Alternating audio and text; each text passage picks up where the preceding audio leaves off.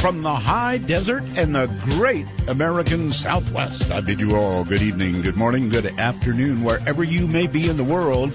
Every single inch of it covered one way or the other by this program, Midnight in the Desert. I'm Art Bell. Great to be here. I had a surprise for you tonight, but it got blown by social media. That's all right. My guest tonight in a bit is going to be Travis Walton. Abductee, not alleged abductee, as it says on Wiki, but abductee. The real deal, folks. 2 rules for my show. No bad language. No bad language. And only 1 call per show. That's the rules. The thank yous are Telos for the great sound. It is astounding what this Telos gear does. Keith Rowland, my webmaster, my producer, Heather Wade. Tell you more about her in a moment. All of you, of course, the Bell Gab website. Check them out yet. They're mean. Well, they think they're mean. Slightly lovable, mostly mean, if you can handle it. People who love our Bell, midnightindesert.com, all chat sites. And Stream Guys, of course, who get it all to you, lv.net, who gets it from here to Stream Guys, and then Peter Eberhardt, our sales guy. And you know, I've been forgetting Leo, our newsman, who does an incredible job, no question about it. All right, real quick in the news, Trump says Fox was mean to him. Mean. And I thought they were too, actually. A French search plane is lifting off looking for more debris near Reunion. Nothing officially spotted as of yet. And then this item. Hi, Art. Email. First, welcome back to the airwaves, podcast, late night radio and all that. Great to hear you again. This photo I took in the winter of 2007. I took it right after it snowed here in Everett, Washington. It was around midnight or so. My back deck looking northwest toward Port Gardner Bay, which is part of Puget Sound. There is a neighbor's house in the background, and there appears to be a ghost image, a pretty awful one, I might add, near the back edge of the deck, and it seems to be looking at me. Now, I didn't see it at the time of the photo, or the photo would not exist. I would have been heading indoors at a quick pace, locking the doors behind me. Hope you find it of interest. Boy, I sure do, Ron. Thank you very much. It's on artbell.com. If you want to go up and take a look, this thing is creepy by any measure. One of the better either ghost photographs or creature photographs I've ever seen in my life. So, artbell.com. All right, so in a moment, Travis Walton. I looked him up on Wiki. I've interviewed Travis probably 6 or 10 years ago or something.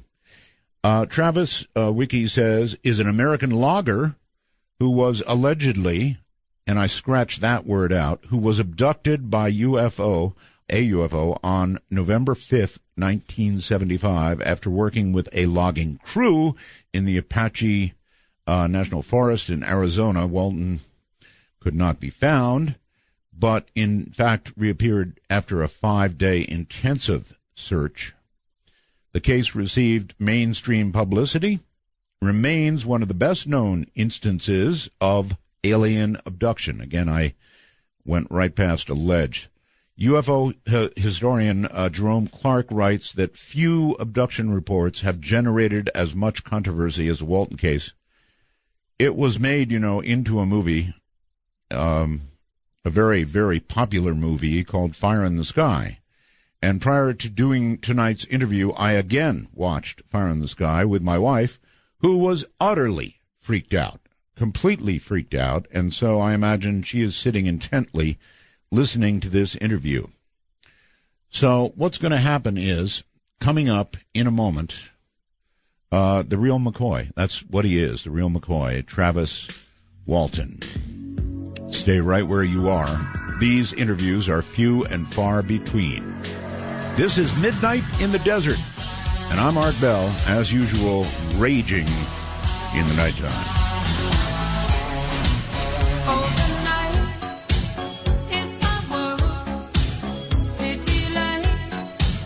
Painted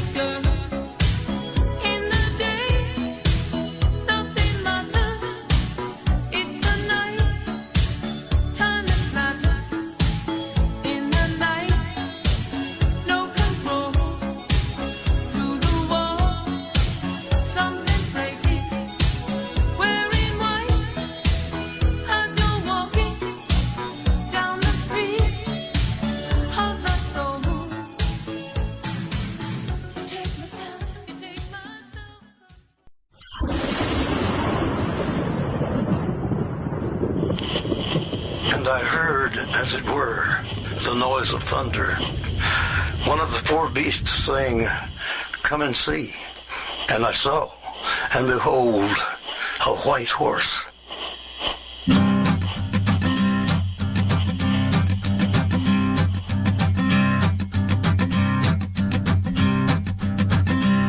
There's a man going round taking names, and he decides who to free and who to blame. Everybody won't be treated all the same. There'll be a golden ladder reaching down when the man comes around. The hairs on your arm will stand up at the terror in each sip and in each sup. Will you partake of that last offered cup, or disappear into the potter's ground? Feel free to sniff our packets. Then, with a smile on your face, please call the show at 1-952-225-5278. That's 1-952. Art. Good evening, everybody. Here he is from Snowflake, Arizona. Actually, the place he always was, really, Travis Walton. Travis, hi. Good evening. Good evening. It has been, 6 years, 10 years, like forever since we have had an opportunity to talk. So yes. It's really an honor to have you back, and I was serious about scratching out that alleged stuff. What happened to you happened, period. That's it. Absolutely. I mean, we're at the tipping point. Back in the day, they used to say anybody who believes in such things is a kook. Now we're actually coming to the point where the debunkers and the skeptics are the kooks. Because the definition of a kook is someone who believes things that are at odds with known facts and accepted beliefs. Thank you. And that's them, not us. That's right. That is them, and there is so much to prove it now. And I really hate taking you back to this story again, but that's what I have to do because they'd crucify me otherwise. You're still married, right, to Mike Rogers' sister? Yeah, but we've been separated a number of years, amicably, but definitely living apart. Okay. November 5th, 1975. In some ways, it's like yesterday. It seems, the emotional impact in particular. But the memories are so fresh, it's hard to believe it's been nearly 40 years. Travis, has this thing defined your life ever since? I mean, I can't imagine that it hasn't. It's kind of defined your life. Yeah, it has. Actually, I have to say regrettably that, it's something I live with every day. But the negative aspect of it has shifted. And, that might be surprising. I stuck it out here in Snowflake, and it used to be, people would look and whisper and point. Yep. But now, the local people come up, shake my hand, and or greet me openly, and they'll say, I always supported you. And I'm thinking, well, I wish you'd have spoke up a long time ago. Back then. No, but it is good, that almost every time I go out now, I get some kind of positive response. And I'll tell you what, we've come a long ways in this town. Oh, yes. How big a town now is Snowflake? Well, it was about 3,500 then, but I don't know, not a whole lot bigger, might be 5,000. Okay. All right. We have added a stoplight. We've added a McDonald's. So you have a stoplight and a McDonald's. Yeah. Wow. So, we celebrated here in Pahrump, Nevada. We got our first stoplight and our first McDonald's, so I know how you feel. All right. So your crew consisted of Mike Rogers. Let's see. Jim Peterson. Jim Peterson, right? Is Ken Peterson or Ken Peterson? Okay. Kenneth Peterson, right? John Goulet, Dwayne Smith, who always gets confused with my brother Dwayne. It's a different spelling of Dwayne, but And then there was Steve Pierce and Alan Dallas. Okay. I'm going to go to the movie for this, and I know the movie probably got an awful lot of stuff wrong, but there's something Right. I want to ask about, and that is, well, you know what? I shouldn't ask about that yet. Tell the story as I suppose Mike might have told it that night. The movie, is it close enough for comfort, or is it far away from what actually occurred? Well, anytime Hollywood tells a real-life story, they've got to simplify and abbreviate and sort of symbolize things, because you're telling in 90 minutes something that spanned years. Right. So some of that is to be expected and is acceptable. I had two brothers, Don and Dwayne, who became one named Dan. James Garner was several investigators and lawmen rolled into one, and they actually reduced the number of the crew from 7 to 6. And, some of that's acceptable and, understandable. But the greatest amount of changes were what happened aboard the craft. And I see no reason for that except commercial conditions. All right, well, we'll get to that. But all of this crew, you were up there cutting and clearing for, I guess, the U.S. Forest Service? Yeah, it was a government contract to clear out undergrowth, damaged trees, and diseased trees, and generally clean up the forest, and also a lot of fuel reduction, which is fire reduction strips through the area that makes it easier to fight forest fires that might spring up. It's hard work, huh? Oh, it's definitely some of the hardest work you can do, and at high altitude on steep terrain, and carrying a heavy chainsaw all day. It's definitely not for the faint of heart. Mm-hmm. It's for the young. And by the way, you are quite a bit older than you were then. How old were you at the time? You were 22, I guess? I was 22, and now I'm 62. Oh, my God. Incredible, huh? I'm 70, Travis, so there you go. Wow, you're over 60 now. Holy mackerel. Incredible. I don't feel that. Oh, I could boy. still outrun my boys. I don't feel it either, at all.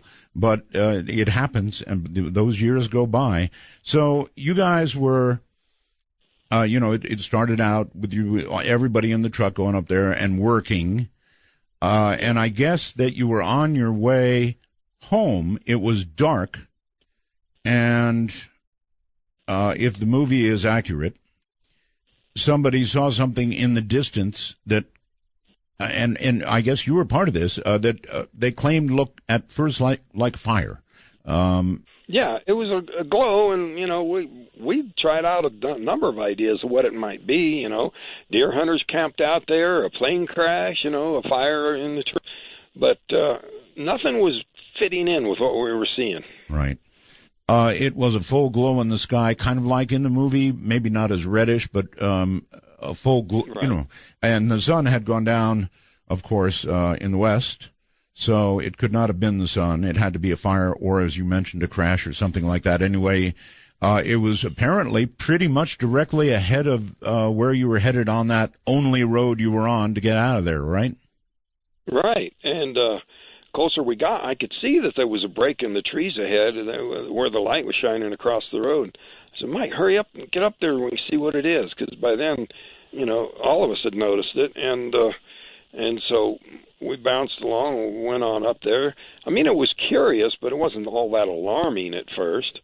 But we burst into the clearing, man, it was bam, it just hit us right between the eyes. It was unmistakable.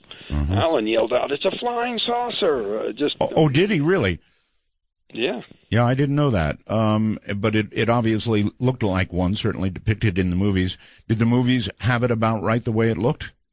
No, not at all. Okay, good.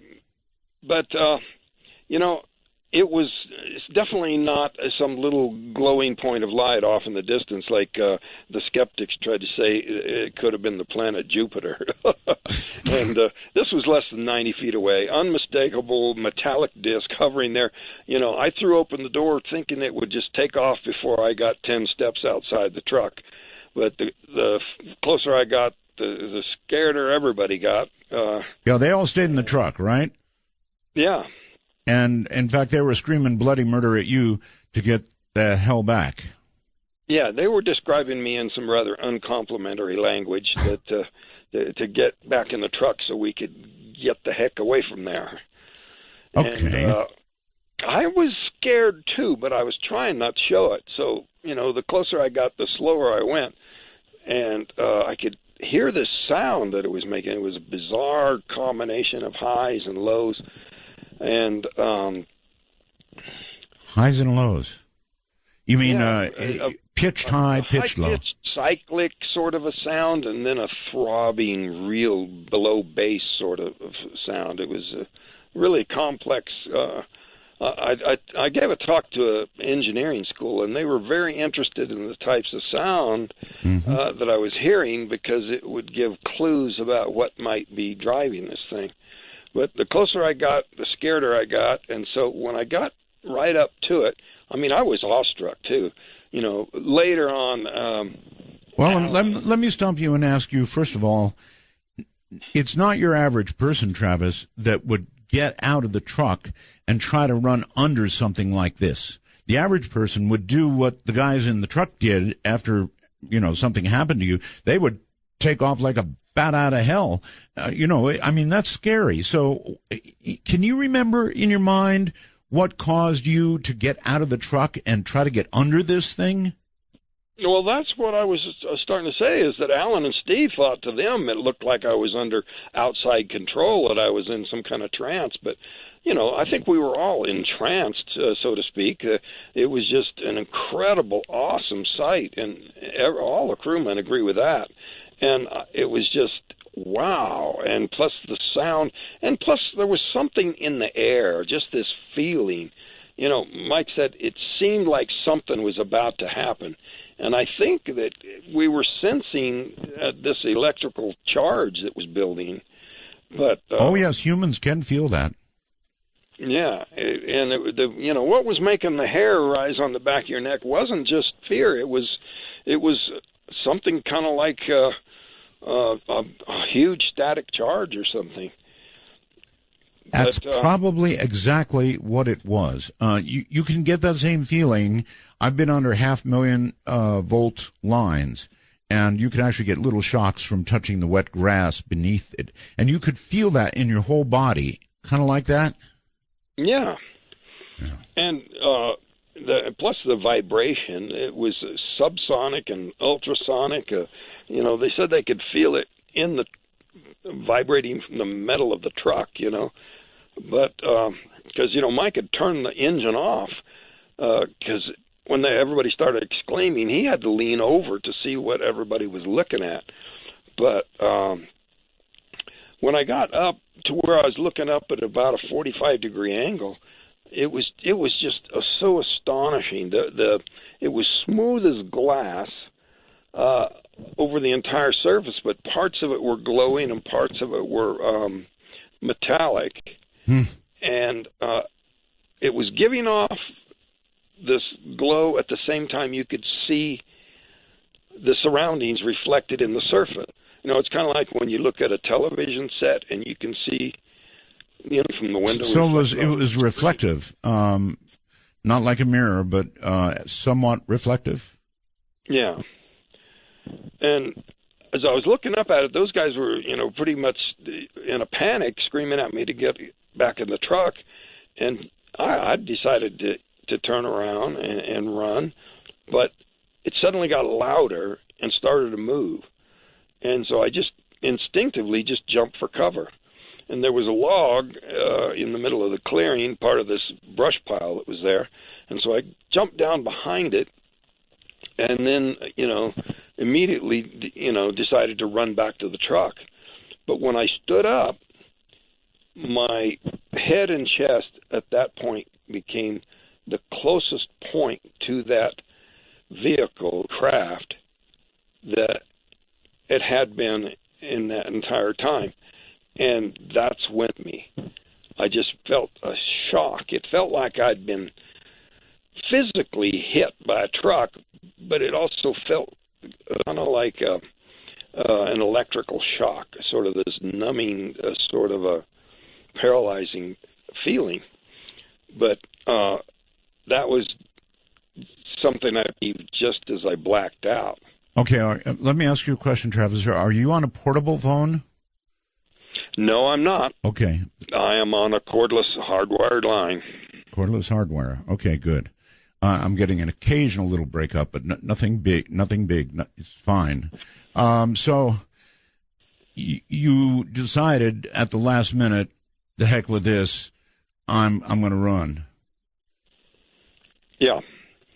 And again, different than the movie, right? It didn't show that in the movie. What it showed in the movie was you got thrown by this thing, so that was wrong. That is what happened. That is what happened. Oh, it is what happened. I decided to run, but I didn't just standing up and zap. And there was, the way it's depicted in the movie, the actor jerked and then was thrown back. But right. They kind of dragged it out. It was just it's strange because Hollywood normally, wants to put on a light show, and they really missed an opportunity there because it was far more violent than they depicted. It was so violent that it was compared, by the crew that was watching to a grenade or a landmine throwing me through the air. Wow. Some guys said, it threw me 10 feet. Some thought it was 20 feet. But John said that my body fell like a sack of meat, like there were no bones in it. They said that no attempt to break my fall or anything, to the point where, the violence was so powerful that they immediately started screaming it killed him. Yeah, they were convinced you were dead, and frankly, even from watching the movie, I can understand that. They thought this thing had killed you, and of course, at that point, if the movie is accurate, they said, heck with this, we're getting out of here, and went tearing down some of the rest of that road as fast as they could go. That accurate? Yeah, nearly wrecking the truck. I do not blame them. I always want to say that those guys did the right thing at that point. What was the point of risking everyone's lives to save somebody they thought was already dead? So anybody that thinks that was cowardly is just wrong. Mike, had the safety of the crew, under his responsibility. When they got up the road, they said that they argued about whether it had actually disintegrated or incinerated me. And when they were unable to find some deer hunters, with guns to come back, they decided they would come back. Now, in the movie, when Mike said, this truck's going back, anybody who doesn't want to can get out and wait here, nobody volunteered to stand alone in the dark like in the movie. They all said, no way, we're staying with the truck.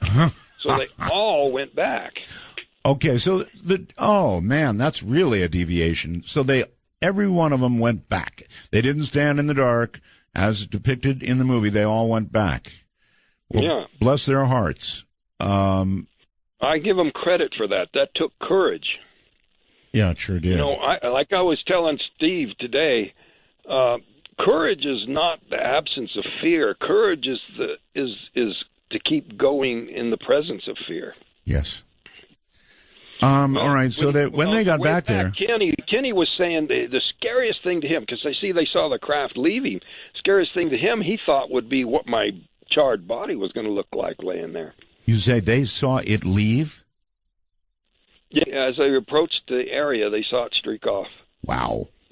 And obviously they were immediately looking for you, and you were not there anymore. Now, was there any trace left on the ground of either you or the presence of that craft above?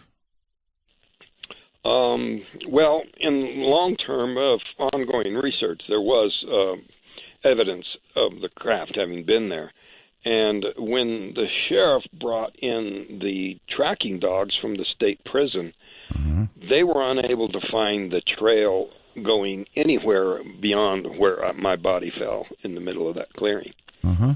And, before we get further with this story, because people are going to be going, oh, come on, when you get into the details, your entire crew was given a lie detector test. And if I have it right, in the first one, Dallas may have been a little unreadable because he was so freaked out, but everybody else passed the lie detector test. And then, moreover, they were later given a second lie detector test, and everybody passed.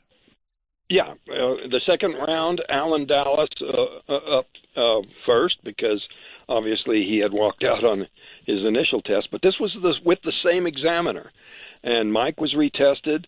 I took 2 more tests from the state police lie detector expert, which, at the time that the 6 tests had been passed, the president of the American Polygraph Association said that although a polygraph on a single test is less than 100%, when you have that many people passing tests on the same issue, the odds are over 1,000,000 to 1 of there being any error. Okay, Travis, hold on. You can relax for about 7. This is Midnight in the Desert, and I'm Art Bell.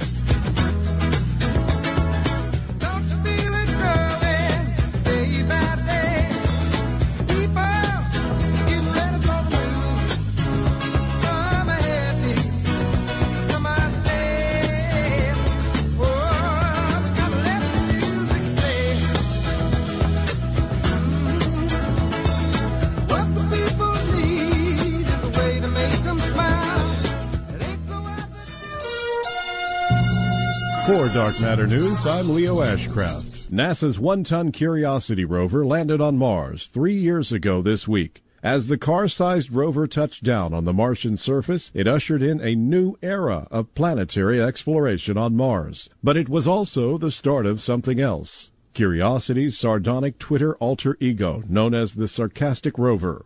The Sarcastic Rover parody Twitter account came into being on August 6, 2012. The night of the famous 7 minutes of terror landing that brought Curiosity to the Martian surface. Sarcastic Rover's brand of science-minded wit was apparent from the moment it arrived on Twitter. Sarcastic Rover acts like any of us would after being sent to Mars. It's kind of upset, a little lonely, and it wants to make fun of everything. The parody account resonated with people immediately. The account attracted some 7,000 followers during its first night online, according to Jason Philitrault, a screenwriter and the mind behind the Sarcastic Robot. Sarcastic Rover now has about 134,000 followers 3 years into Curiosity's mission.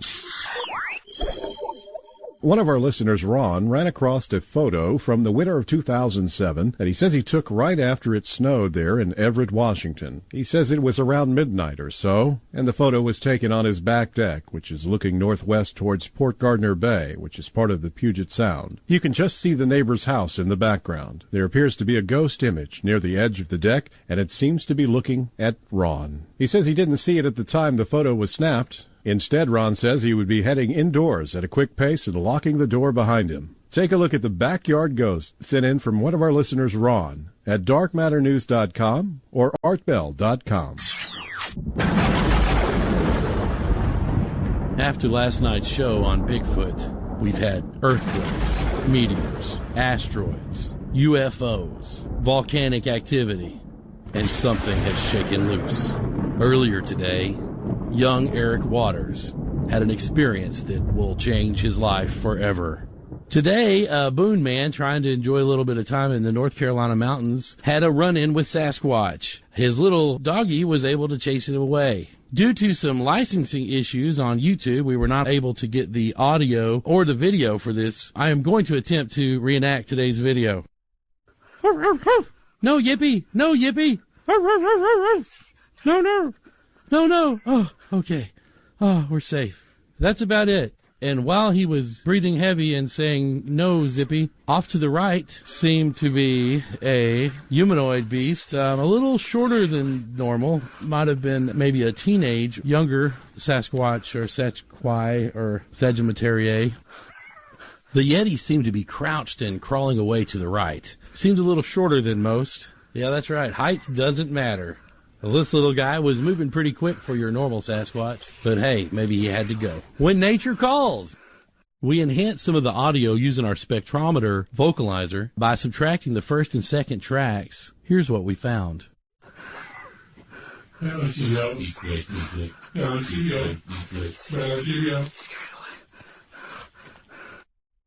It continues to haunt me. E-may, no-a, acation-vay. According to our Pig Latin specialist, he was saying that he was on vacation. Eric's memory of this is corroded and polluted by the horrible smell. He said it was somewhere between a dead, rotting flesh and the sweet, pungent smell of a freshly sprayed skunk. Bigfoot investigators and enthusiasts from all over the area have swarmed to this little North Carolina town. Hopefully we'll find out soon what they have. This is John G. with Dark Matter News.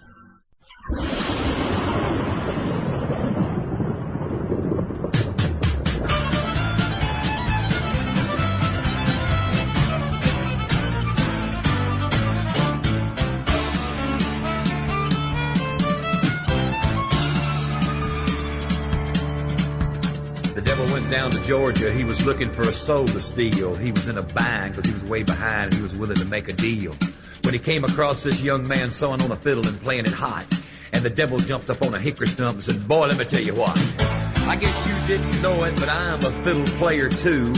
And if you'd care to take a dare, I'll make a bet with you. Now you play pretty good fiddle, boy, but give the devil his due. I bet a fiddle of gold against your soul because I think I'm better than you." To reach Midnight in the Desert via Skype worldwide, if on a computer, please be sure to use a headphone mic and call MITD 51. That's MITD 51. All right, everybody. Travis Walton is here. A very rare interview, and I'm trying to cover as many details as I can and see where the movie separates from the truth and what the truth really is. This is a real story. As I mentioned before the break, everybody involved took multiple lie detector tests, and so this, it's a real thing.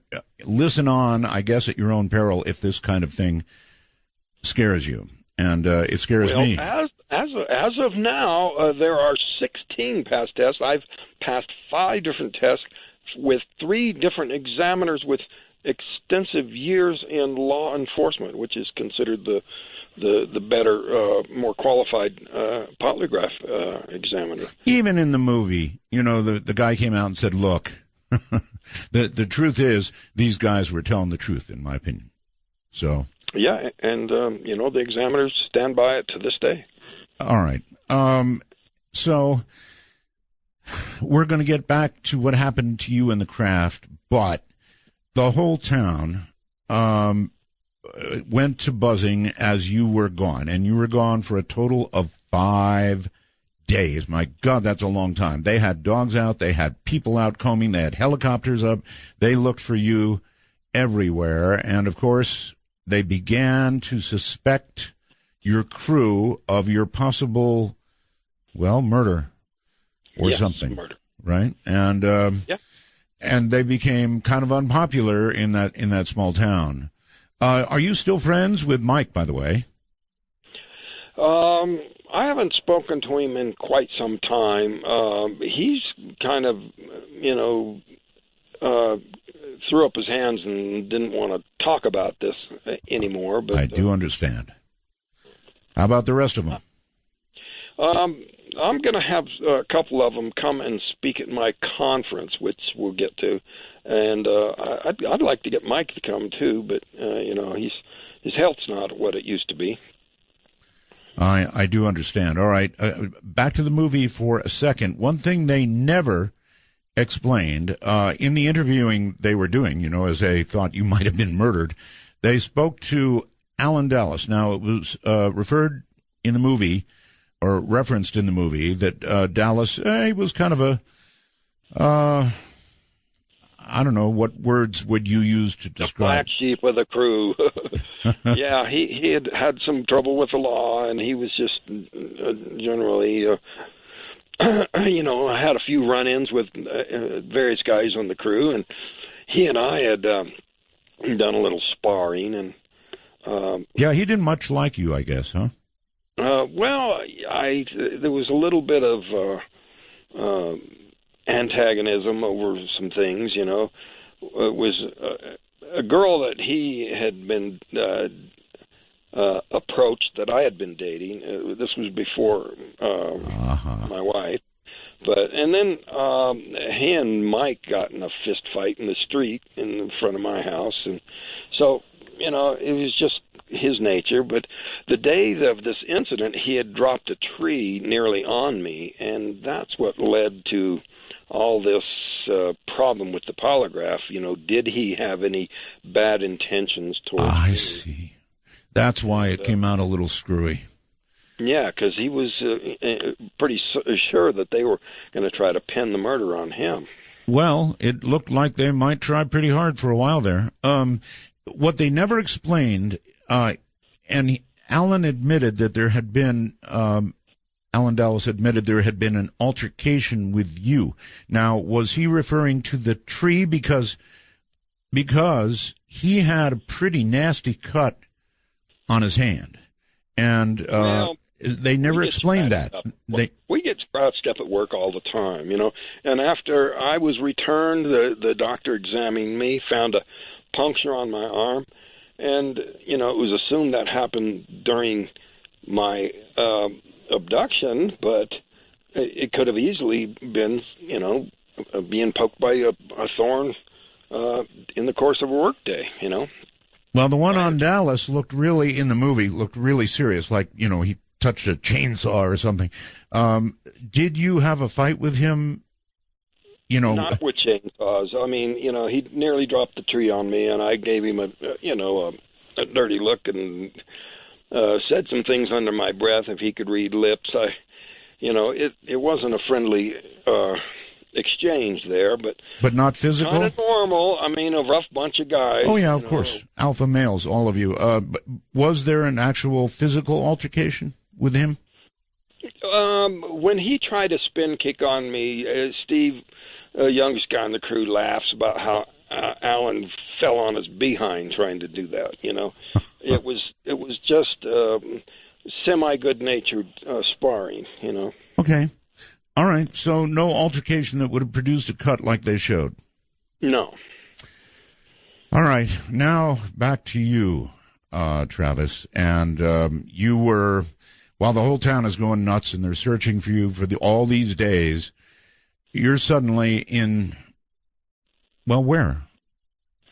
Well, I woke up on board the craft. I didn't know where I was at first, but I was in a lot of pain. And I was in and out for a while. And when I finally did come to, it was in a foggy, hazy kind of way. My vision was blurred and even double vision, and it even hurt. The light, even though it wasn't bright, hurt my eyes, and the pain in my head and chest was incredible. And I felt it was life-threatening. You know, something was terribly wrong inside. Describe your environment, if you can, when you woke up. Can you? I mean, when you looked around, what did you see? It was dimly lit, and I could hear the sounds of movement around me. And I could just barely make out the forms of what I thought were doctors. But then my vision cleared, and I could see these aliens standing close. And it just completely freaked me out. I mean, I was already scared about the way I felt, but I just completely lost my mind with fear. Were you, describe what you were on, if you can. Were you on a slat? I was lying on my back, and I was close enough to the ceiling before I even looked over and saw them. I figured I was on some kind of a gurney or a raised operating table, and I thought, you know, that I'd been hurt somehow and taken to the hospital. But then when I finally focused on what I thought were medical people, it was these aliens, and I just flipped out. Okay. You know, a lot of people think, I would stay calm, ask good questions. Who thinks that? Not me.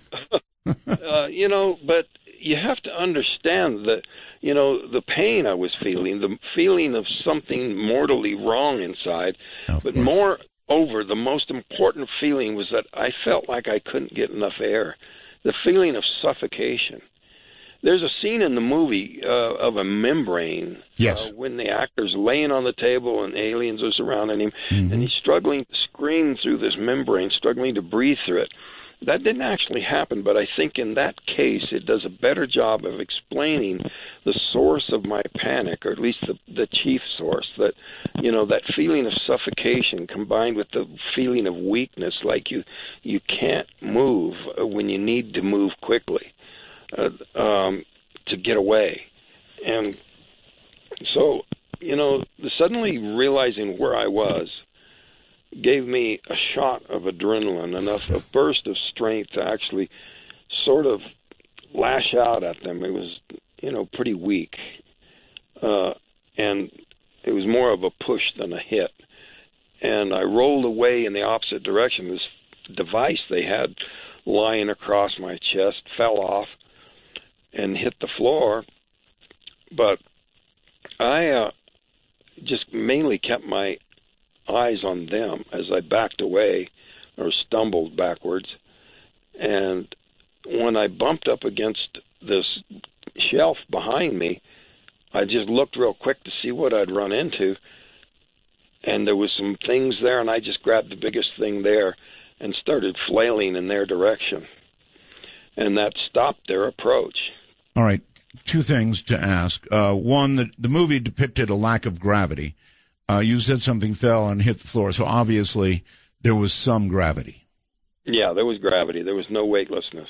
Okay. And is actually, if anything, it might have been slightly heavy gravity. Really? To explain that feeling of weakness, although just the feeling of injury. I really think that whatever happened with that blast of energy from the craft, it did so much damage that when I came to at that point, whatever efforts had been made to revive me were not complete. All right. You describe aliens very close to you, and of course everybody would like to know, forget the movie, were these creatures all similar, or can you describe? Yeah, they were very similar. Okay. And you do have to forget the movie because they changed them. The panic that the people at Paramount had was that these aliens had been in another production immediately prior to the production, filming of Fire in the Sky. Right. And they did not want anybody, seeing something that had been seen before. So they changed their appearance, but they were back in then they didn't have the term grays, but that's what people call these small, hairless, grayish white beings with huge eyes. And that is what you saw? Yeah. So that part of it actually, there's a classic gray that you just described. Hairless, pretty small generally. Any idea how tall they were? Shorter than 4 feet, for sure. So small. But, I really don't use the term gray. I don't like that. I think that there's probably a number of similar species that are just being stuck under one name that really come from really different places. And I have, a whole line of reasoning that tells me that that's the case. The variations in descriptions that you see, and also there are a number of species of animals on the Earth that look very similar but are completely genetically unrelated. They just look similar because they live in a similar environment. And that's what I think is the case with these. Whatever they are? Yeah. So you pushed one, I guess, pretty hard. Did he go reeling backward or what? Yeah, it was softer and lighter than I expected, but it fell back pretty easily. And it was probably partly because it was totally unexpected. I think they were trying to maintain control of me, and it took me many years to figure out that it was probably some kind of neurological impairment due to this blast of energy from that craft that actually worked against their normal method of being able to control humans and keep them in some kind of trance or in a unconscious state. And that's why when they came around and I started flailing at them and they stopped and stared at me, that I felt that stare was so excruciating. That was my nightmares for months after the incident, that stare gave me this horrible feeling in my head. And in support of that was the EEG that I was given immediately afterwards that showed there was some kind of anomalous pattern that, I think is consistent with, some kind of burst of energy hitting me in the head. Wow. Did they ever get control of you? No, they were unable to get control of me, and I was thinking of fighting my way past them when they abruptly turned and left the room. They may have anticipated my move or just given up on... if the three of them combining their forces couldn't control me, they were going to have to go to Plan B of some kind. Plan B. All right. Can you describe the room you were in? It was very small, dimly lit, cramped. Not at all like depicted in the movie. It was not organic looking. It was not cluttered. Very featureless, metallic surfaces. I saw no writing or symbols, but, they may see in a broader spectrum of light than we do, and there may have been something that you didn't see. Yeah. But anyway, they left and went down a passageway to the right, so I went out and went to the left, fearing that they would come back. Of course. Looking for a way out, just in a blind panic to just open a door, and in my back of my mind thinking, just drop to the ground, be back in the woods. Drop to the ground. Thinking that it was the craft was still in the woods. That could have been acceleration that you were feeling that would make you feel heavier. At this point, you couldn't even really know if you were still in the atmosphere of the Earth or way past. Yeah, in hindsight, it would have been foolish to get a door open, but that was my goal. And so I was afraid because the passage was so narrow and so cramped and it turned so tightly that I couldn't see very far behind me to see if they were chasing me, and I couldn't see very far ahead of me to what was I, coming to. Actually, I can see why you would think that. You might even think that you were still hovering not all that far above the forest floor. So, yeah, of course. That makes sense. That you would look for a door. I went into this room where there were other doors leading out of it, which later piecing together the floor plan wouldn't have led to the outside, but I thought at that point that was my best bet of escaping this place. Makes sense to me. And so I pushed buttons and things trying to open the door and unsuccessfully. And it did cause this star pattern projection to move at one point. What do you mean? And what star pattern? There was this room was darkened and had points of light. Now, whether it was a planetarium-like projection or some viewing method of where it was actually at in real time, I don't know. But, it was very disorienting to have this pattern move. Isn't that interesting? I don't recall hearing this before. A star? Well, it might have been, like just a map that was moving, but when your sole points of reference are these points of light, it's right. kind of... I was already unsteady on my feet. So I decided to quit messing with that. And, in hindsight, what if it was actually moving where the craft was, Good point. Turning it upside down or something? Could it crash it or something? I don't know. All right. But anyway, one quick question before we go on, and that is, from the moment you woke up, Travis, did you have any sense at all of how much time had passed or whether a lot of time had passed while you were... I had no idea. No idea. My initial impression was, since this was the first thing I was remembering since, turning to run away, I thought it was immediately afterwards, but in hindsight, it could have been a day or two, or who knows how long afterwards, and also very far away.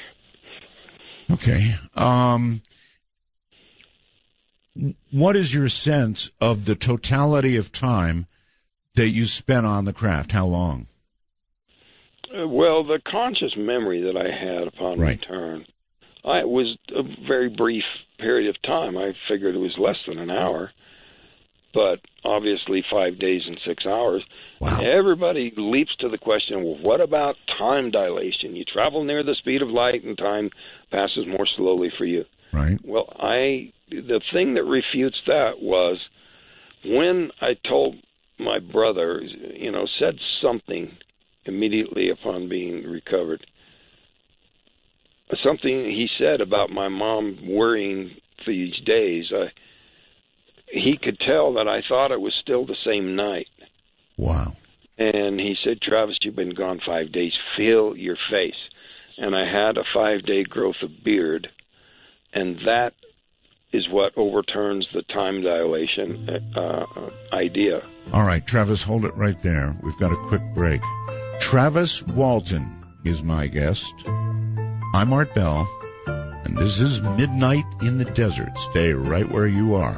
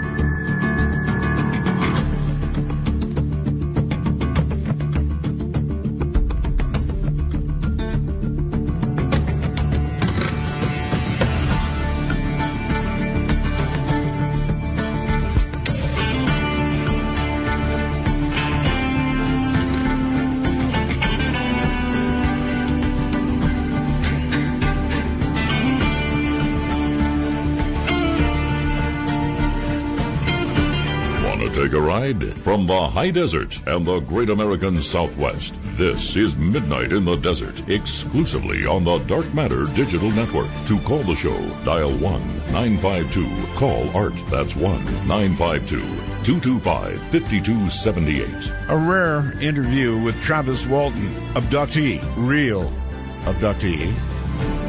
This is not lessening anybody else's story. It's just there's so much cooperation for this that I feel very comfortable in saying real abductee.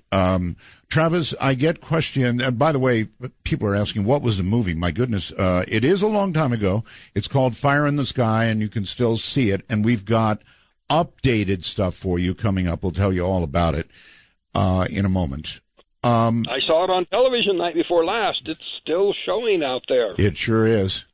And it was on Netflix last I heard. There you go. Joe wants to know what the device, the medical device you thought it was, what did that look like, the one on you? Well, it was glowing, kind of a greenish glow coming from underneath it. So I don't know whether it was some kind of a treatment device designed to repair the damage that was done internally, or if it was something designed to diagnose or look inside. But I definitely think my regaining consciousness was unexpected and actually kind of put a kink in their efforts to revive me. All right. For many years I thought that I was taken aboard for experiments or to torture me, but it was actually probably more about reviving me. Richard asks, did Travis get the feeling that the aliens didn't care whether you lived or died? In other words, did you feel they were caring for you, about you, or just sort of didn't... Richard's question is related to what I was just saying, that at the time, their complete lack of emotion, I interpreted it as hostility. But in total perspective, analyzing what happened, the way it fits in with the medical tests afterwards, and how I was returned and everything, it took me years to realize that it was probably more of an ambulance call than an abduction, that I got myself hurt, and that made it necessary to take me aboard just to avoid leaving me there as galactic roadkill. You said you didn't feel as though you were more than about an hour in total had passed on board the craft, yes? Yeah, a very brief period of time. Of course, in a state of complete hysteria, it seems like forever. But, when you piece together what happened and, even the waiting periods, it was less than I thought. It certainly doesn't account for the entire time. But there were little glimmers of memory, and, the hypnosis reinforces this, that there were blocked memories that happened that I'm unable to recollect even after all this time, that other than what, came out under that first hypnosis session. What did come out under the hypnosis session? What did you find out? Up to that point, I was so traumatized that I could hardly finish a sentence about it. And I had not really told the entire story of what I had experienced to anyone, including my brother, until that hypnosis. And it was because it was just so traumatic, I'd break down. I could hardly finish a sentence. And so the technique was to separate the fear from the experience. Okay. And although there was a great deal of fear in what I was remaining, but it was still enough to where I could tell them what happened. All right, so how did you get from the craft? I mean, we last left you going down a hall or passageway or something, and then what? Well, my unskilled, I would say, button pushing, trying to open a door, must have attracted some attention. I don't know, maybe coincidentally, this person came in that I took to be a human being from some Earth-based space agency or military arm of from the Earth, and but I really think now that wasn't the case. He took me out of this craft, and at this point, it was parked. It was inside of this big hangar-like structure. It could have been a building somewhere on a military base or somewhere. Really? Or it could have been a part of a larger craft. It had a sort of a look to the roof and wall that looked sort of like I'd seen in airplane hangars. But the light coming from these panels could have been filtered sunlight through a translucent panel, or it might have been an artificial natural light sort of light fixture. Okay. I have no idea where it was. I couldn't see out through these windows, or if they were windows. At any point, did any of these creatures communicate with you in any way, either vocally or telepathically? I think that excruciating encounter initially with the three of them was an attempt to say something telepathically. And I was curious about why it was so excruciating until I connected to possibly that I was injured and the receiver, so to speak, wasn't operating correctly. Mm-hmm. I was interviewed the same day for this new movie coming up called 701, which refers to the 701 unresolved Blue Book cases. This movie is in the works yet, but I was interviewed the same day as these school kids from Zimbabwe. And I asked the young lady what that felt like when these, I don't know if you heard about this, but there were, if everyone heard about this thing where there's like 60 kids at recess in broad daylight. This craft came down. These aliens, like I've described, came out and communicated to them through this stare. And I wanted to know if it was excruciating, like for them, like it was for me. And they said no, it was very pleasant. The message wasn't unpleasant. It was friendly. And so that convinces me all the more that it was just an attempt with extreme aggressiveness, combined force of the three of them trying to get control of me before I hurt them, or actually hurt myself, because I think my unscheduled regaining of consciousness interrupted some life-saving repairs. And so that's the reason for a human-looking person to come in and take me out. Fully human? And I think, apparently, in most ways, there was something odd about the eyes. But again, I go back to the biology. See, scouts are really fond of saying, this is ridiculous. There are no aliens because everybody reports bipedal, 2 hands, 2 legs, a head on top. Right. Oh, they're not going to look anything like that. They're going to be a tentacled octopus. Well, that's ridiculous. If you understand the principles of biology, bilateral symmetry is almost, throughout all life on Earth, no matter how diverse it is. And you have many cases where animals that resemble each other very, very much are completely unrelated just because they are in a similar ecological niche, a certain similar environment. Sure.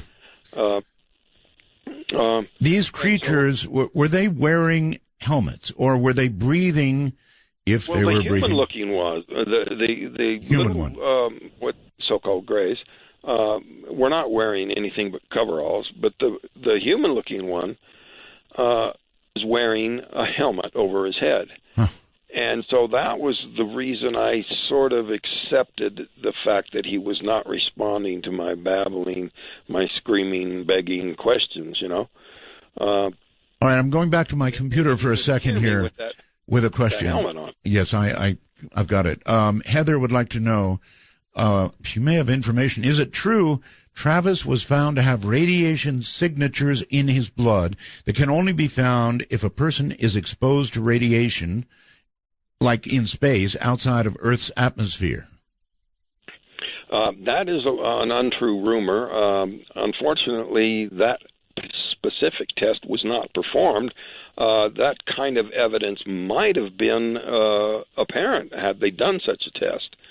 However, the trees nearest where the craft came down do have definite markers of having a huge radiation dose. Wow. And we can get into that in detail, but this accelerated growth that was generated in these trees has been duplicated in the trees.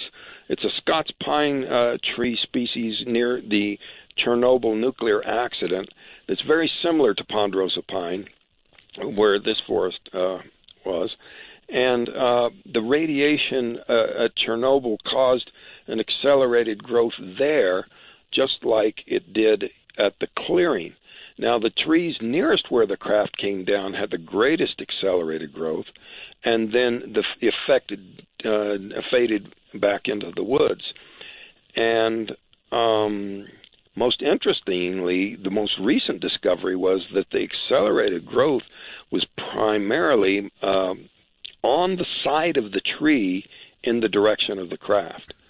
Wow. So in a circle of trees around where the craft came down, the thickened growth would be on the east, west, south, or north, or whatever side was facing the craft, which completely undercuts any skeptic's idea that there was some growth effect that had nothing to do with the craft. This is all new information to me. It's new research, yes. When was this outed? This was discovered in an expedition overseen by Ben Hansen. He was the host of the TV series Fact or Fake, former FBI agent. He oversaw an expedition back there, and we were able to check that this accelerated growth, which we were aware of from going way back, but we didn't know it was directional until this last year, when we were able to get a complete cross-section of the trees. And this high radiation was detected with Geiger counters on the men's hard hats during the search. And also, when I exited the truck, I left the door open. Right. And the crewman that was in the open doorway was Ken Peterson. And his right arm, this arm towards the open door, has recently been diagnosed with skin cancer, which again is sign of maybe radiation. Yeah, some high radiation coming at them. No, the blood tests didn't reveal that, but unfortunately, those kind of tests weren't run at the time. Yes, indeed. Since the experience, have you noticed any changes in yourself? Psychic abilities, better understanding of yourself or anybody else or life itself? In other words, did it profoundly change you in some way?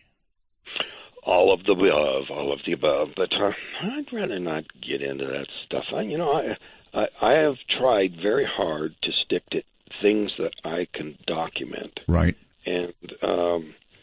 And some things became documentable later, so I was able to talk about them later. Like the radiation, but you're trying to avoid the woo-woo factor. Right. I get that. There's definitely some strange things that have become apparent. All right, let me get again. So you were in this hangar-like place. Yeah. I want to know how you got back to, I don't know, Earth. Well, he took me to some other people who dressed similarly to him, except they didn't have helmets. And so I thought, well, maybe they can hear me. Maybe they'll answer my questions. So, right. I was a babbling idiot. I was screaming, crying, carrying on. I was basically out of my mind with fear. But they weren't responding to me. And in a way, it might not have been so much secrecy or, anything covert or suspicious that they wouldn't respond to me. It was just that I was acting like a maniac, and they felt that trying to reason with somebody so out of control would be futile. Mm-hmm. So they forced me down on this table and rendered me unconscious with some sort of a gas. And boom, next thing I woke was back on Earth. But where were you when you woke up back on Earth? Where were you? It showed you in the movie at a gas station or something. Well, I woke up and I was lying face down in the dark on a cold pavement. But there was when I looked to see where the light was coming from. But it went off. But when I looked up, I could still see the shiny bottom of this craft hovering there, just for an instant before it shot straight up into the air. But I think probably quite a bit of time went on between the time I was put unconscious to the time I was lying there on the pavement.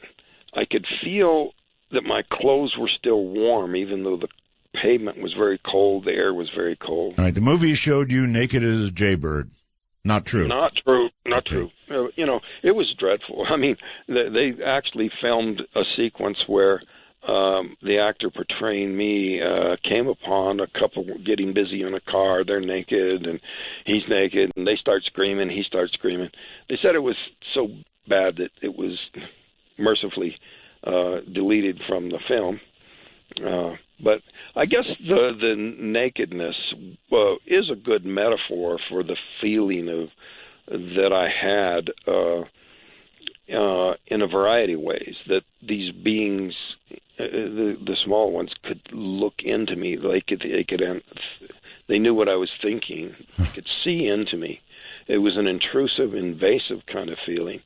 And then in the aftermath, the way the media microscopically analyzed my every move to an absurd extent, every childish act of bravado or whatever, motorcycle stunts or whatever, was just blown out of proportion. And They were just looking for anything that they could interpret as strange. So, the whole idea of being the bug in the jar began on board the craft and continued for months after I was returned. All right, hold it right there. We're gonna break. Whew. Travis Walton is my guest. He's an abductee. Been there, done that, and back. I'm Art Bell.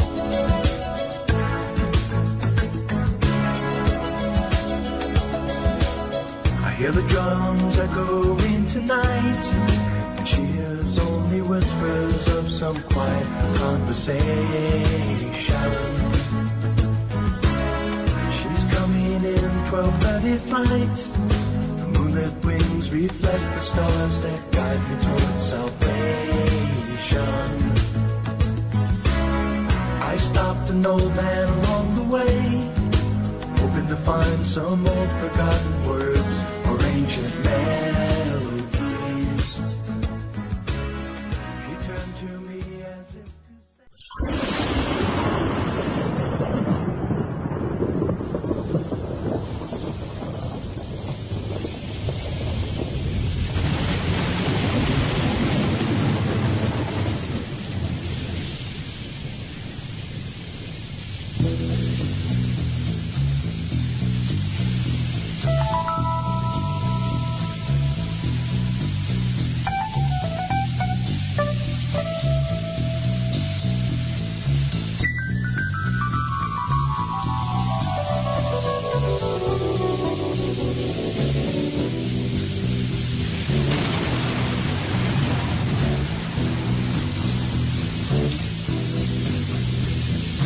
Riders on the storm,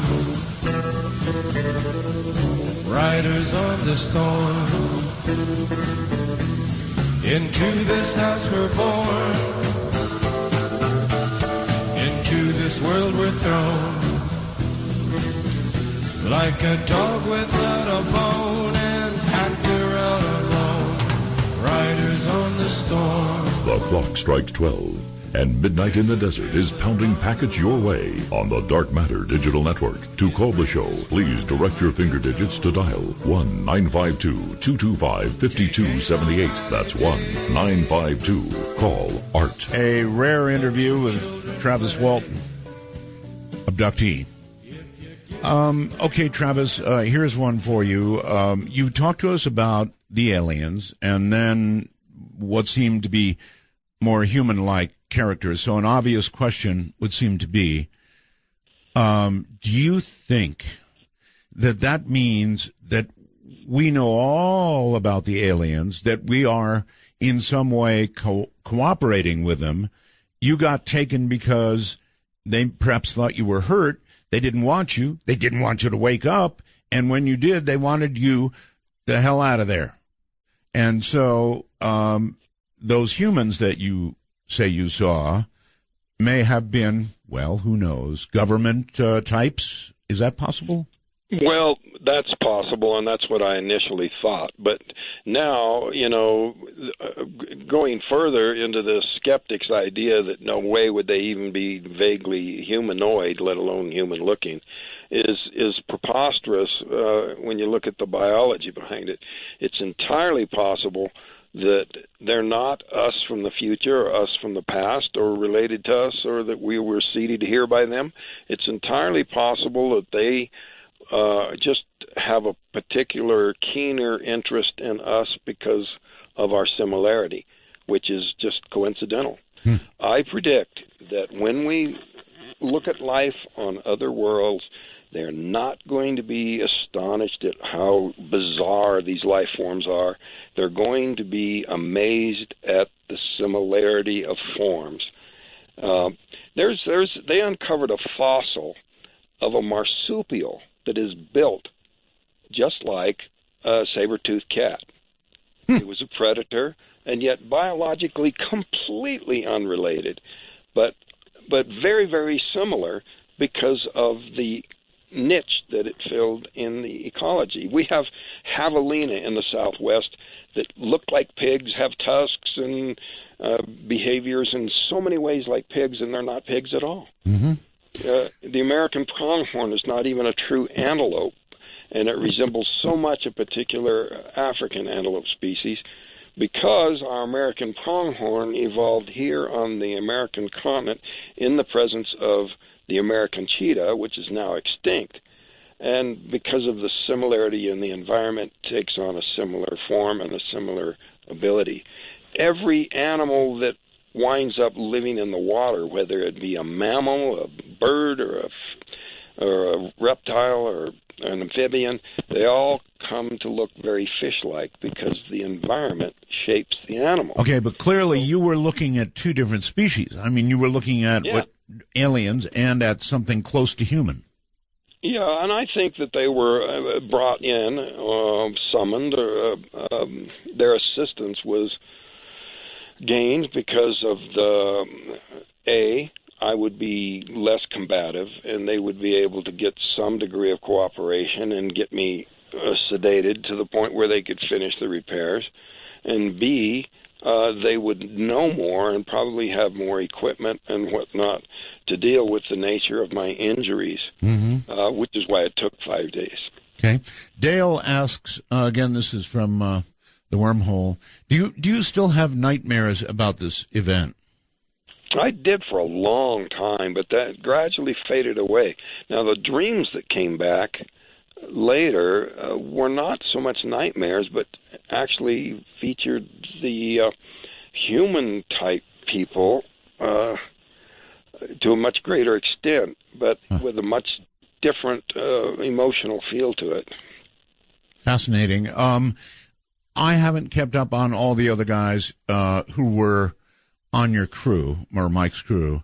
Obviously, we're going to get a pretty good feel for how you're doing these days, which thankfully is pretty good. How are the other guys doing? Do you know? Well, come to find out, Alan Dallas had a heart attack and died here a couple of years ago. Oh, I'm sorry. And last year I found out that Dwayne Smith had also passed away from a heart attack. And, you know, I had quite a bit of difficulty tracking Dwayne Smith down. I had a friend who was a former police officer who enlisted the help of a friend who was a private detective, found him. I talked to him on the phone, interviewed him, and fortunately I taped the interview because, you know, he agreed that he would come out and speak with me. But, you know, he had some real problems with his teeth, and he wanted to get them fixed before he'd appear on camera. Right. But he passed away Thanksgiving before last. Wow. So many are gone is the answer. And Yeah, two of them have gone. Mike's had some health problems, some strokes and whatnot, but he's fought back pretty good. He's back to actually, you know, doing tree work. He does residential tree service now. Huh. John Gillette is back in the area locally, and so is Ken. He moved back into this area. All right. Would you? I want to plug what you've got a documentary, and we're going to talk about that in a moment, and also whatever else you've got going on. So there is new information out there that people can get, and we're going to tell them how. What I really would like to do is, would you mind answering a few phone calls? Absolutely. Good. Travis Walton is my guest. If you want to call us, the public number is area code 952-225-5278. Rare opportunity. 952-225-5278. North America, meaning America and Canada, can get us at MITD 51 on Skype, MITD 51.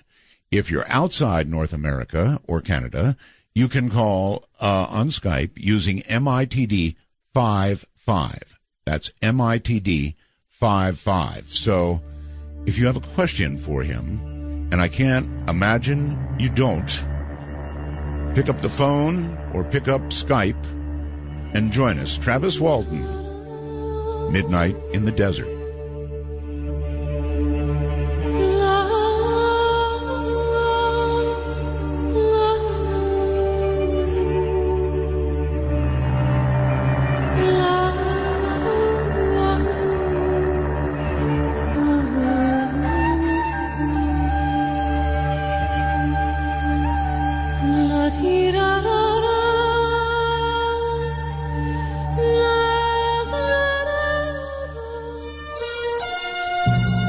For Dark Matter News, I'm Leo Ashcraft. The increase in availability of drones is all but certainly to cause an airplane accident, in part because it's difficult to catch people in the act of flying the small unmanned drones.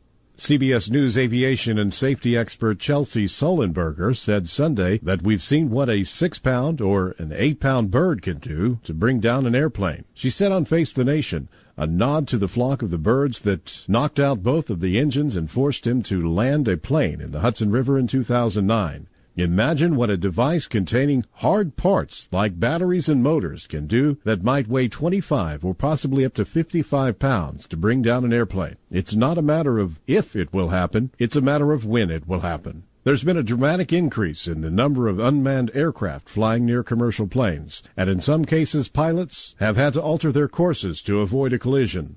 Sullenberger said the devices are becoming ubiquitous because they are relatively cheap and easy to procure, but that it allows people to do stupid, reckless, dangerous things with abandon. He says he's encouraged that aviation and the legal authorities have raised the penalties for doing these things, adding that the essential element that's still missing is the certainty of prosecution because it's been difficult to catch them in the act. Well, the Mars rover has been producing quite a few interesting photographs, to say the least, lately. One appears to be a ghostly woman, and another one may indicate an infestation of crabs on Mars.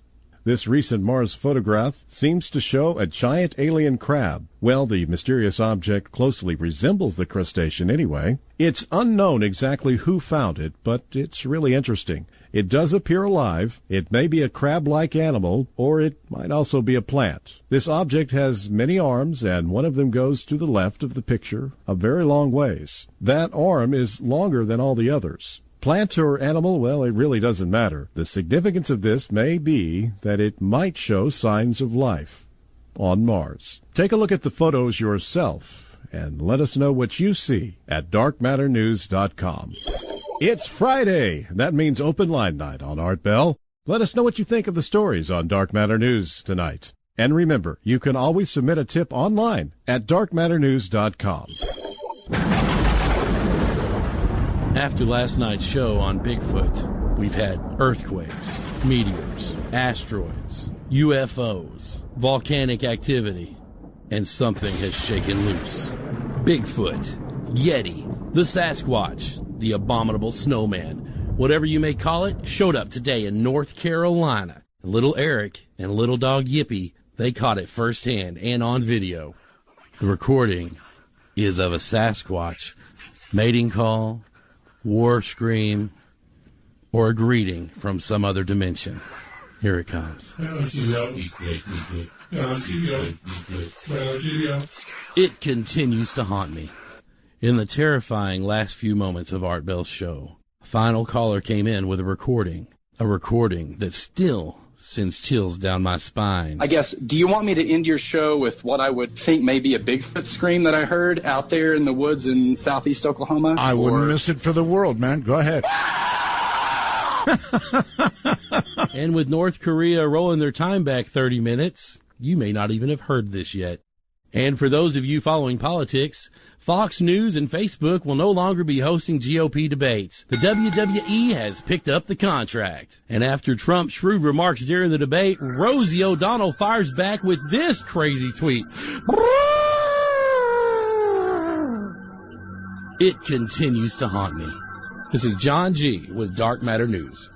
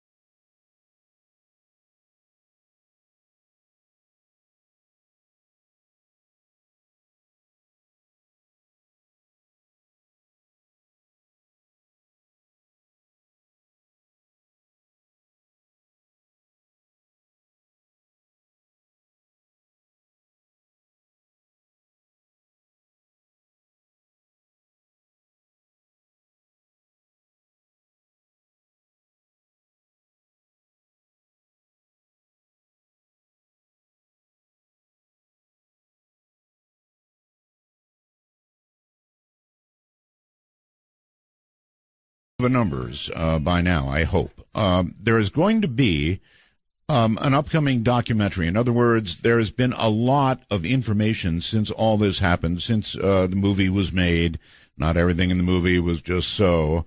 So there's a brand new 90-minute documentary called Travis. Tell us about it. Well, it's produced by On Wings Production. That's ONWINGES. Right. Production.com. And it interviews a lot of the prominent researchers in the fields, some who have been active since it happened originally and some more recent to the scene. But all about your case. Yes, all about my case. It's a 90-minute film. It's won a couple of EBE awards, and it's really a fantastic film, very thorough accounting. Boy, we're getting some interference on this line. I don't know if you can hear it on your end or not. Yeah, I hear it. You do. We had some sabotage attempt on our local fiber optic node, and that would account for the little breakup I hear, as well as the static. All right. So this documentary went around and took a shotgun to various wonderful fiber optic junctions. Wonderful. I bet that's fun to fix. Anyway, this documentary, where can people get it? How is it obtained? Well, like I said, through onwingsproductions.com or through my website, traviswalton.com. Excellent. Also, you've got a conference coming up, right? Yeah, this is the 40th anniversary of the event, and we've got quite a lineup of speakers.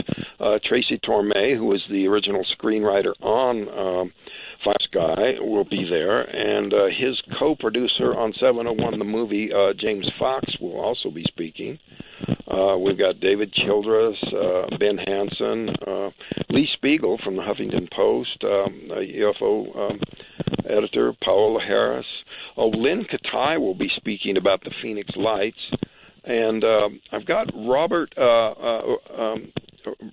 Morning Sky? Uriarte and Noe Torres. They wrote a book called Cowboys and Aliens, and I think it's fascinating to go back to the prehistory of UFOs and show that this is not some kind of a phenomenon exclusive to post-Roswell. I mean, this goes way back, reports in the American Southwest. All right, here's a big question. Gilberto wants to know by computer, were you ever debriefed, it's a good question, by any government agency about the abduction experience? I would think they would be interested. You would think they would, and it's very, very curious that I have received no interest from any government agency. Now, it was widely suspected for a long time that our chief debunker for many years, Philip Klass, was acting as some kind of a covert disinformationist on behalf of some government agency. And he harassed the heck out of Mike Rogers, and he discredit it. And this bribe offer is well documented. It was carried by local deputy James Click. And you, Art, challenged Philip Klass to take a polygraph test on the air. I did. Recall? Yes. And you got quite a bit of backlash over that. Well, you have been vindicated. Through the Freedom of Information Act, after Klass passed away, his FBI file revealed some very interesting stuff that I wish you had been able to get Philip Klass to take a polygraph test, because I think he would have flunked it in regards to his covert disinformationist role. Well, I don't think anybody in the audience is surprised that that kind of thing is going on. All right, let's see who we've got. Richard, somewhere out in the world, you're on with Travis. Hi. Good morning, Art. It's Richard from Northern Ireland. Northern Ireland, okay. Yeah. And great show as always. And big shout out to Belgab. and I have a question for Travis. Okay. You know what the Internet's like, Travis? And there was a suggestion a few years ago that perhaps what you stumbled upon was some great government project, and in fact the whole alien thing was a result of hallucinogens force-fed to you. Is there any truth or any possibility that's the case? No, there's no possibility to that. That was kind of a theory that was put forth because people were desperate to explain it away. And, well, why does he pass a lie detector test? Well, he believes it happened. So he really hallucinated it, and it didn't really happen, but he thinks it did. But, that theory and the transitory psychosis theory and another one involving hypnosis have no basis because it doesn't explain how 7 people can have an identical hallucination. Really? All right, let's go Also, medical tests showed no trace of any drug in my body. Thank you. Scott, you're on the air with Travis. Hi. Hello. Hello. Hi, all right. Yes. Yeah. Travis, I have a question for you. Do you think that the spotlight on you, because now you have a celebrity status, do you think that now that you have a celebrity status, maybe the ETs are kind of backing away from you a little bit? I don't know.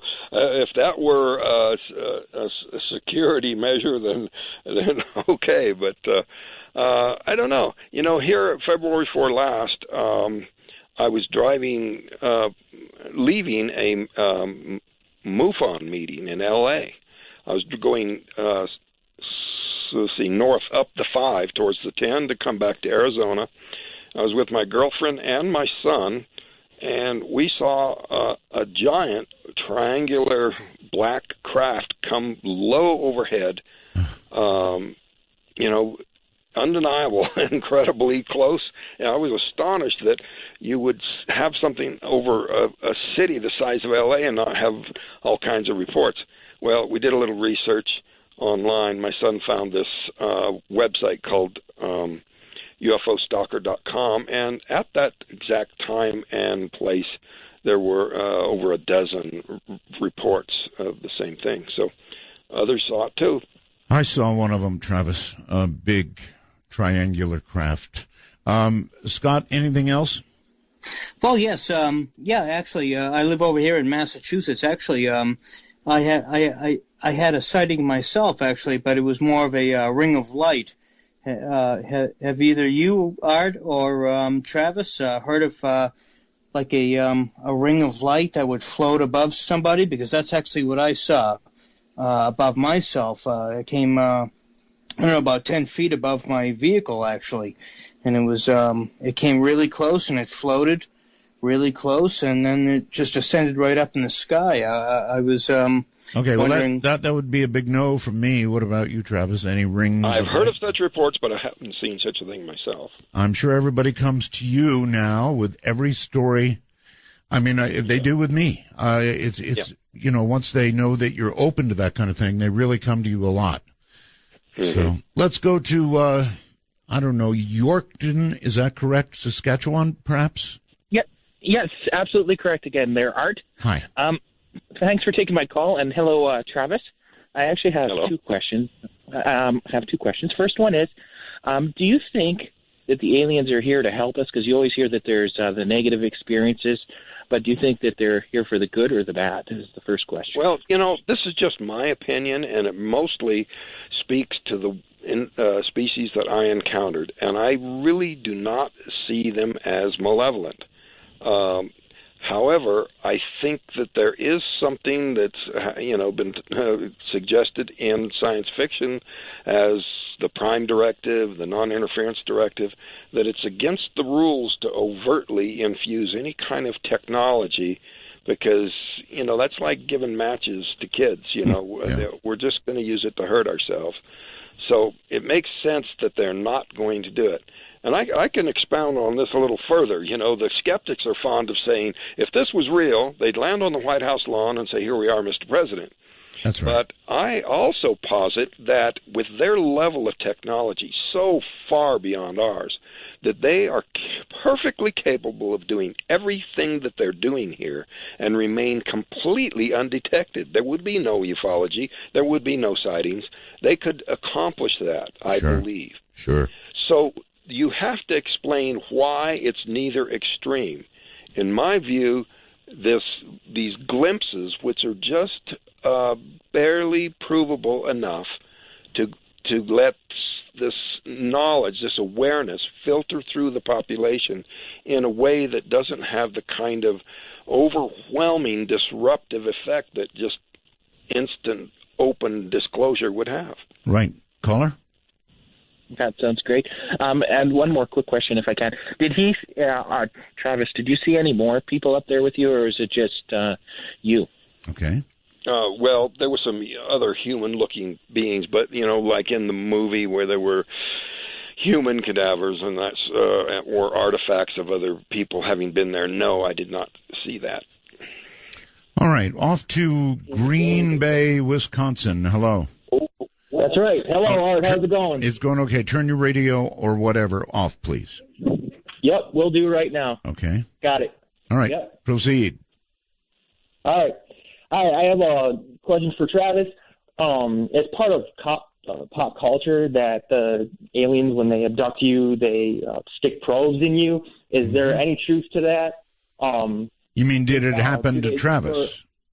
Yes. Yes, okay. It happened to Travis. Right. Did they actually penetrate him with any probes? Or did Right. they Okay, I've got it. They showed in the movie about the most horrible scene anybody could imagine, with this needle coming to Travis's trapped eye. Oh, God, that was awful. I'm so glad that didn't happen to you, Travis. Anything else? Well, there was an array of instruments there laid out. I had great apprehension about how they might have been used initially, thinking that, some bizarre effects could come out later. But I really think that they were just simply there to try to help. And so I don't think anything, I have no conscious memory of any probing or anything. I think what was done medically was just to correct a terrible accident that I brought on myself by getting too close unexpectedly. Got it. All right, let's go to Scott. Hello, Scott, on Skype. You're on the air. Hi, Travis. Get closer to your computer, sir. You sound like you're in a deep hall somewhere. Okay, can you hear me now? That's better. Okay. Art and Travis, it's great to talk to you both. It's Scott in Vancouver. I'm listening to you on TuneIn Radio. Yes, sir. This is one of the most fantastic stories, obviously, that I've ever heard. I've heard Travis speak over the years, and the only thing a few people have touched on it. Has time woken any memories up that might have been buried? Has anything come forward that might have been hidden before? Was there a message? I mean, you hear about these kids in South Africa that it was imparted to them that we have to save the planet. Was there any direct message to you? Mm-hmm. So a few questions kind of combined there, and I'll listen off the air. All right. Travis? Well, back about the time I was doing so many interviews for the movie, I started having these memories, little dreams or whatever, glimmers coming through involving the human-looking type of people.